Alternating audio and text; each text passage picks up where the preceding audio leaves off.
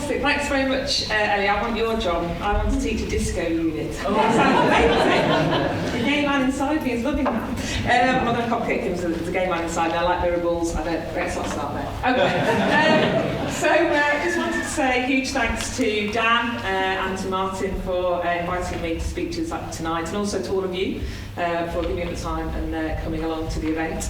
My name's Annie. I work for an organisation called the Lesbian Gay Foundation. We're based up in Manchester. And if you haven't heard of us, I won't go on too much about us today. We've got a website. Do have a look at the website. We do all sorts of stuff really for lesbian, gay, bisexual people. We work with trans people as well. We offer all sorts of different services. We do policy work. We do work in schools. We do work with gay men, with lesbians, with bisexual people. So there's lots of stuff that we do, but I won't go into too much of that now, because I kind of thought, I've got about half an hour, I think. And then I got an email from Dan that went, you've got 12 minutes, Annie. I was like, okay, right, no, that's fine. Just keep it that point and we'll go through. So I apologise, I might sort of whiz through quite quickly tonight, because this normally sort of, this goes on for about half an hour. So I've worked at the Lesbian Gay Foundation for the last 9 years. I don't know where that's gone. And it kind of started in a similar way to Outhouse East, really, in terms of we were an amalgamation of two different organisations. We came together in 2000, and we started there. We were the amalgamation of the Lesbian and Gay Switchboard, which started, I think, in 1973, because I think you beat us slightly, in a back bedroom in Manchester. And also Healthy Gay Manchester, which came out of the HIV and AIDS crisis and was very much working with gay men, providing sort of support and safer sex messages and condoms. So when I started, there wasn't a huge amount of stuff really for women, and we were told very much essentially, we don't do anything for women, everything you do is for men, why can't you do stuff for us? And so I kind of decided to lead really on the women's programme and trying to do some more work sort of for women identifying as a lesbian myself. So we didn't get any money. That's the big issue really for lesbian and bisexual women's work. There's just very, very little funding available. And we're quite invisible in a lot of ways. Women were saying to me, how do I have safer sex? And I was saying, what are the messages I've got to tell the community about their sex lives? And I spoke to health professionals and they said, we don't know. So there is that sort of perception really, I think, that as a woman, your sort of health life really is very much around being heterosexual, and it's very much around sort of, the heterosexual journey really. There's not a huge amount of research that's been done into lesbian and bisexual women's issues, and not a huge amount of information out there really that we can give to women to say, this is the sort of things you need to be aware of or be careful about. And obviously there's been lots of progress in the last 10 years, particularly Stonewall did a big research project in 2007, spoke to over 6,000 lesbian women across the UK, and all sorts of information came out about sort of the different needs and the different sort of statistics really around what lesbian and bisexual women sort of needed. So anyway, my response was I didn't get any money, and I managed to basically sell advertising. That's how I did this. And I did a little guide. I've got some in reception on your way out, but it was called Beating About the Bush, which is essentially our guide to sort of sex and sexual health for lesbian and bisexual women. And then we followed that up with a booklet about breast health. Unfortunately, because of potential sort of the way that lesbians sort of live their lives, potentially you might be at more higher risk of a breast cancer diagnosis. So I think Stonewall research I was talking about was 1 in 12 lesbian and bisexual women between the ages of 50 and 59 will get a breast cancer diagnosis, compared to 1 in 20 of the general population. And often it's around more like to drink, more like to smoke, more like to take drugs, more less likely to have children, might have children in later life, less likely to breastfeed. All these are potential risk factors.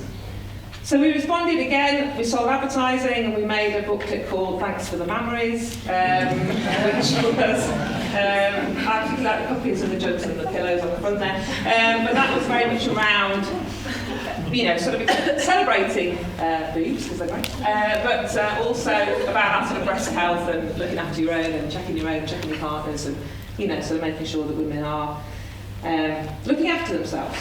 So you'll kind of get the impression, I think, that we try and make our campaigns kind of quite engaging, quite good fun, really.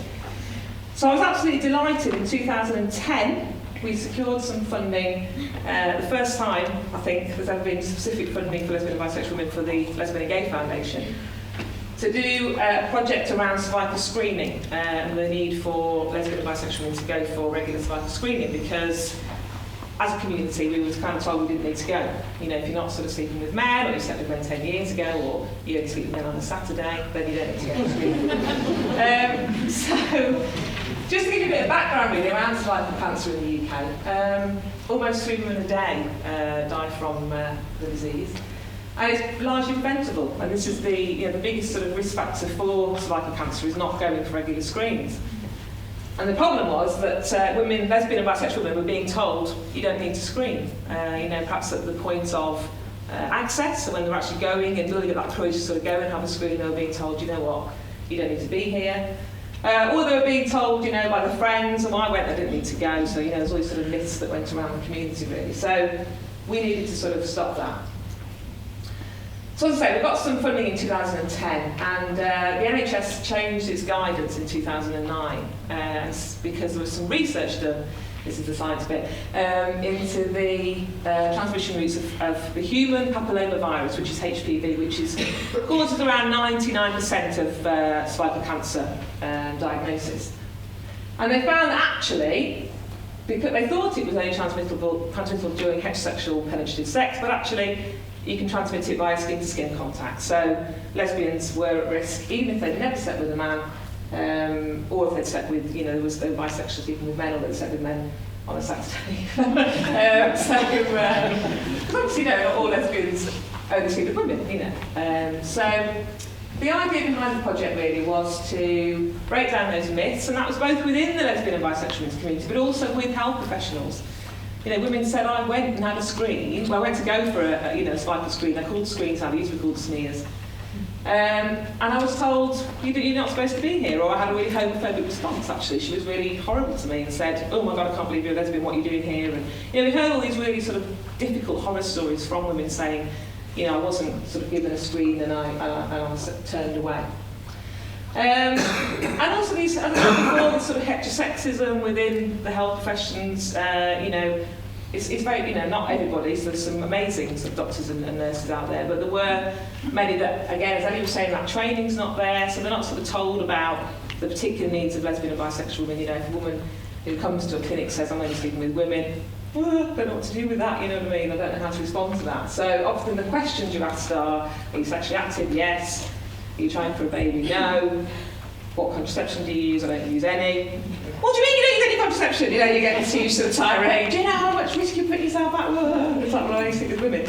Oh, right, okay. Well, yeah, so this sort of heterosexist sort of pathway I've talked about in terms of women's sexual health and women's health within sort of health service. And then obviously we wanted to sort of speak to women about that reluctance or fear of coming out. The Lesbian Gay Foundation is a very much an empowering organisation. Our mission statement is ending homophobia and empowering people. And so it's about those women knowing that actually this is your right to go and have this test. If you're of the eligible age, you can't be refused. You can't be refused with the Goods and Services Act 2007, and it's very much your right to go and get tested.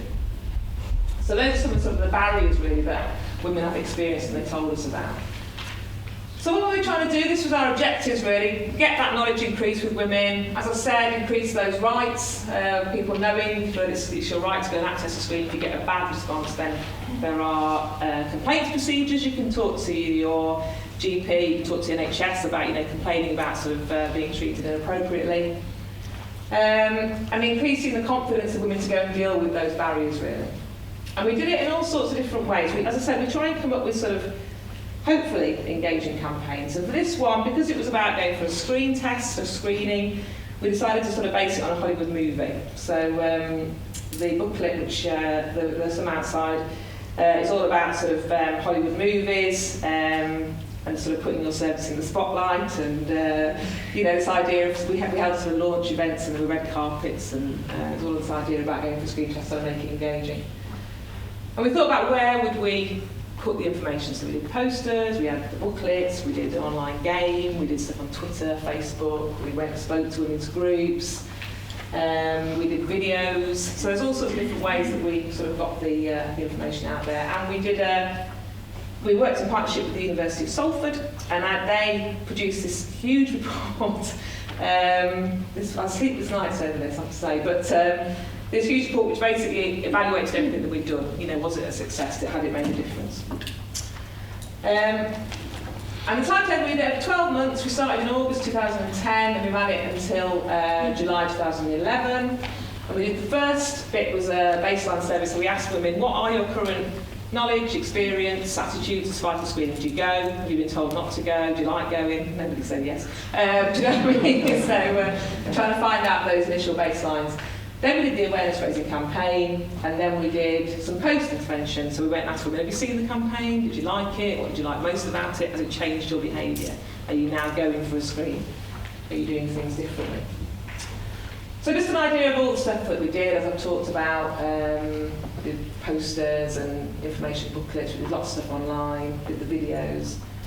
And we had a bit of fun with it, as I said, and what was great about it was because we had this sort of Hollywood movie theme, you know, we're all in the office and racking our brains about what else can we do. So we did a Valentine's one, I should have put these on the PowerPoint, but Valentine's one was Love Your Cervix, actually. And my favourite, which was Mary Pops In. Lots of opportunity to kind of engage with the thing, because you know it's quite a scary thing if you've never been, and those that have been, you know, it's kind of like any excuse not to go really. So it was trying to sort of make it quite engaging for women really, and they pick it up. And just a bit of information now about how we did it, so the sort of numbers that we're talking about in terms of the campaign. So, I won't bore you all with the stats. As I say, the reports are available to download online if you're into sort of stats and evaluations and that sort of thing. We spoke to just under 1,000 women. We did that at Pride events, we did it at social and sports groups, we did it online, we did it in sort of face-to-face chats on Canal Street, I'm based up in Manchester. So we spoke to women in lots of different ways. We spoke to just over 900. Now before, I'm not going to go into too much detail, but before we ran the campaign, just over half of the women we spoke to had never had a test, or hadn't had one in the recommended timescales. They were significantly less likely to have had them than heterosexual women. Lots of people said they'd never been for a test or had been told they didn't need one. Just over a third, as you can see at the bottom there, had said they were told they didn't need to go for a screen. And then after the campaign, it shot up really. We saw that we actually managed to halve the under-screening rate in the Northwest, Northwest Pine this week. So women did actually say, yes, you know what, I've seen your campaign and I have actually booked a test, or I have actually been for a test, or I have actually, you know, planning on in the diary. So we saw that actually, you know, it had a really fantastic impact. And what we find as well is that women, as I said at the beginning, you know, I have a lot of women saying, you never do anything for women, it's always for men. You know, everything I see is for men, there's more bars for men, which is true in Manchester. You know, there's so much more stuff for the guys. But I think it's so vital to have targeted campaigns, I think, because, you know, lots of women went, oh, yeah, this is for me. You know what I mean? It speaks to me. So I think it's just really important that we have those sort of targeted campaigns. So the recommendations, like I said, the first one was around targeted, appropriate and accurate information. So that's making sure that what you're saying is right, you know, it's the most up-to-date information, and that it's targeted, that it's speaking to the audience that you want it to speak to, because, you know, women said, you know, this is for guys, there's a little bit about women at the back, or, you know what I mean, there wasn't that sort of direct information for women. Getting it out there, spreading it sort of far and wide, doing it through sort of lots of different methods, as we say on number 3 there, so getting it into online websites, Lesbian, Pink Sofa, all these sort of you know, places that women will go and sort of meet online and chat online, getting it into sort of women-specific bars, getting it into wider sort of mixed bars, and you know, getting it into doctor's surgeries, one woman, bless her, came to a focus group and said, can you get it in Ulster? That'd be fantastic, you know, but like trying to get it into these places, you know, not every woman goes to a bar or a club, not every woman is online, you know, it's about how we get the messages out there really. Now the training for health professionals, I'm delighted to say that's happening. I go and do training sessions now across the Northwest with sample takers, so the women that are, the women and men that are actually taking the samples, doing the screens, and I go and speak to them. And similar to what Ellie was saying, really, it's this fear and this, you know, God, I don't know how to speak to him. What if she comes out to me? We'll be like, well, and what am I supposed to say? I don't say anything. You know what I mean? It's not a bad thing being gay. You know, it's not. You know, there's lots of signposts that you can do. You can let women know, you know, what they need to be doing. You can give them one of our leaflets. You know, it's not a thing to be afraid of. But very often, you know, we have questions like, I just don't know how to deal with it. I don't know what to say. And it comes back to what Ellie was saying. It's a training issue really around just talking about it. You know. Number 5 is an interesting one really. A lot of women we spoke to said, do you know what, if you had we run at our centre in Manchester, we run a gay men's sexual health clinic, we run a HIV testing service as well.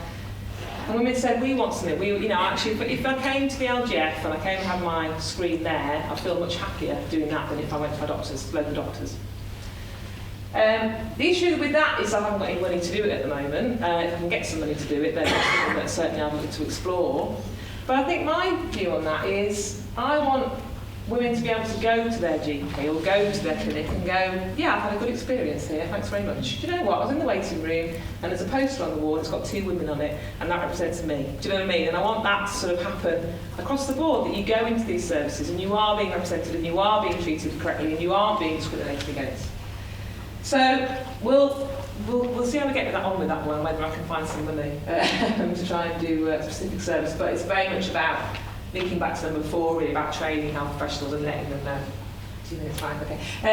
It was 2 minutes, 5 minutes. Oh, was it? Sorry. Sexual patient monitoring, that's very important. So we're monitoring services. And then, of course, the final one there is working with the trans community. This came out around, particularly working with trans men who may still have a cervix intact and they need to go and get screened, and how does that work? It's a very different sort of process potentially, and different sort of issues really for trans guys. So it's about working with trans guys and making sure that they, you know, get the service they need and they feel comfortable. Sorry, I'm really over. Yeah. It was effective. Then we got the money and we were doing it nationally now. Hooray! So we managed to do it. We did it in the Northwest, now we're doing it nationally. We're training health professionals, there's all sorts of stuff on here. I'm doing an online toolkit for professionals, evaluation, considerations. Thank you.